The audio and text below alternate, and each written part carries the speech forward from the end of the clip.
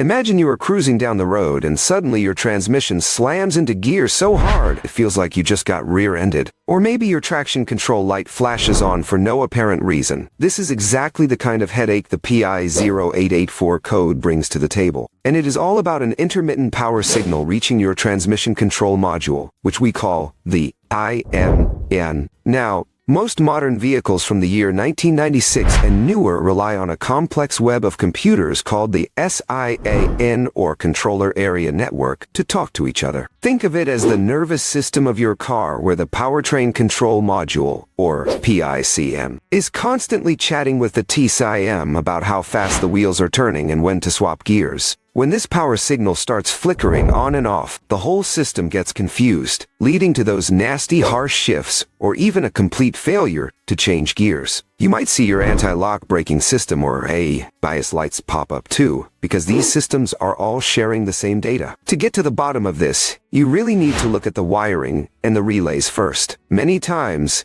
it is just a loose connection or a worn-out relay that is causing the voltage to drop out momentarily. You will want to grab your DeVix OM and start checking for battery voltage at the TCM connector while wiggling the harness to see if you can trigger the fault. Do not just assume the module is dead right away, because a simple blown fuse or a corroded ground wire is a much more common culprit. Make sure you also check for any Technical Service Bulletins or TSB documents for your specific model, because sometimes the manufacturer has already released a software update or a specific harness repair kit for this exact issue. If you find that the voltage is solid all the way to the module but the error persists, then you might be looking at a faulty TCM or even a programming error. But always rule out the simple electrical stuff first to save yourself a lot of time and money. Remember that an intermittent problem is the hardest to find, so be patient and look for any signs of burned wires or moisture in the connectors that could be messing with the signal.